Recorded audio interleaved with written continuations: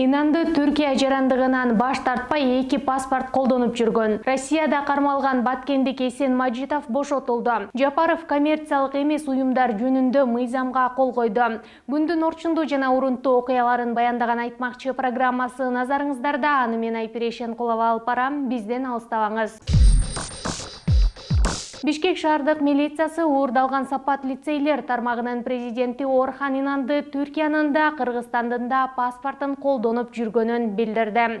Орхон Инандын ара мен ынанган жокмун, чын айтайын. Милициянын маалыматына ылайык, Инанды Түркиянын жарандыгы тууралуу паспорту болуп туруп 2012 жылы 28 июнда Кыргызстандын айди, ал эми 25 декабрда жалпы жарандык паспортун алган. То есть сыртынан ал Кыргыздын гражданимен деп жүрөт, а ичинен чөнтөгүндө Турциянын паспорту менен ошо Турцияга кайсыл бир ситуация өзгөрүп кетсе, кайрадан кетип калам деген максатта.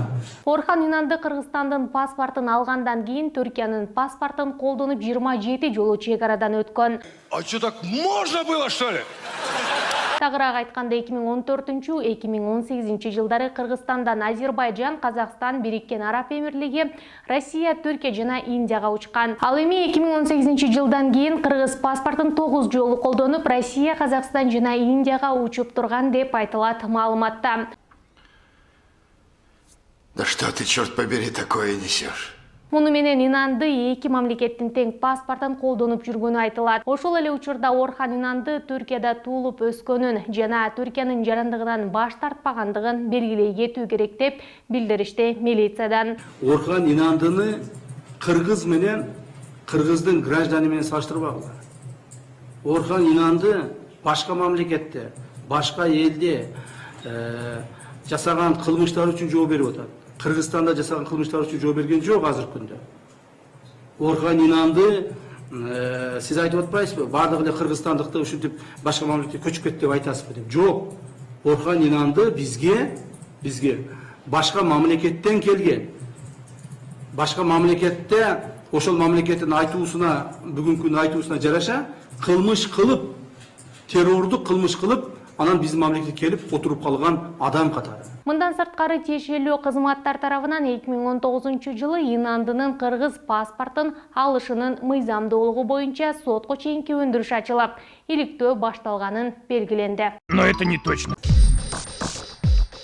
Россияда кармалып жаткан Баткен облусунун Көкташ айылынын тургуну Эсен Мажитов бошотулду. Бул тууралуу коомдук ишмер Ассоль Малдакматова Фейсбуктагы баракчасы аркылуу кабарлады.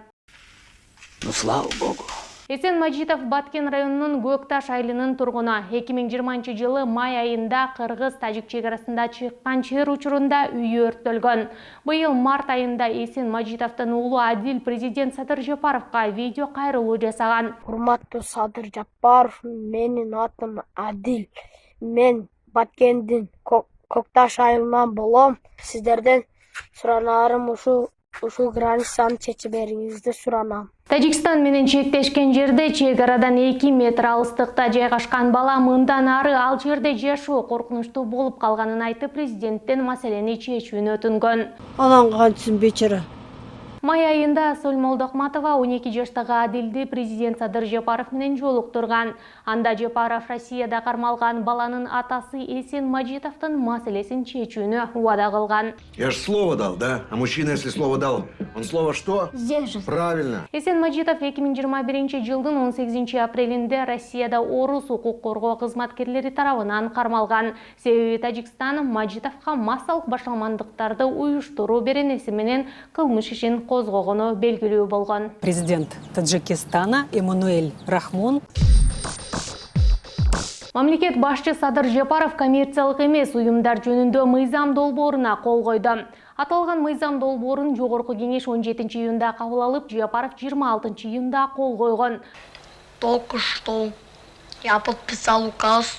Ага ылайык бейөкмөт уюмдар каржы булактары, кирешелеринин өлчөмү, чыгымдары тууралуу мамлекеттик салык кызматына отчет берип турушу керек. Гениально. Парламент бул мыйзам долбоорун былтыр да сунуштап, бирок коомчулукта жаралган чуудан улам ошол учурдагы президент Сооронбай Жээнбеков ага кол койгон эмес.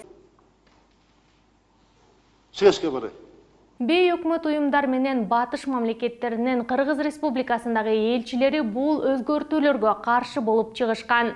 Жакында эле Франциянын Кыргызстандагы элчиси Жапаров менен болгон жолугушууда мыйзам долбоору тынчсыздануу жаратып жатканын айткан. The new law on non-commercial organizations, which was adopted by the Jogorku Kenesh on 17th of June, raises some concerns.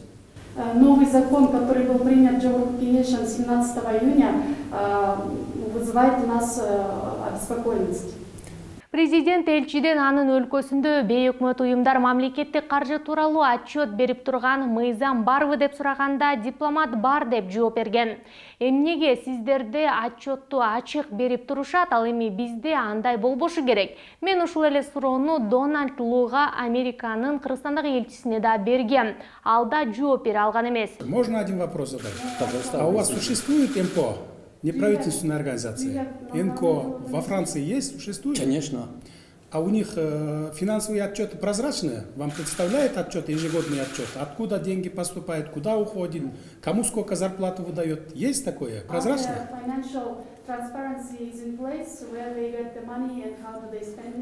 If I'm not mistaken, they don't have to present it to the parliament or to the government, but they have to make their accounts transparent. It's true, public. Они не обязаны представить это Жогорку Кенешу, но они должны... Не Жогорку Кенешу, налоговым органам, например, конечно. По финансу, конечно. Да. А почему у вас открыто представляет отчеты, а у нас не должен быть? Почему? Я вот этот вопрос господину Дональду, послу Америки в Кыргызстане, тоже задал, тоже не мог ответить. У них тоже прозрачно. Мы тоже хотим посмотреть, откуда поступают деньги и куда уходят. Это же не преступление. Пусть получают миллиарды долларов. Это мы только будем рады. Но куда уходят деньги, они должны показывать же. Вот.